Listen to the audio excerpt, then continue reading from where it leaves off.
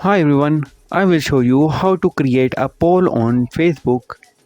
First of all, you need to open your Facebook app, then tap here and you cannot see the poll option right here. Go back and tap the three lines on the top right, then tap the group option, then go to group. Now you need to tap right here, write something option, then scroll up and now you can see the poll option only in the group. Now you can add your first option right here and add the second option right here. When you are done, then tap the done option on the top right.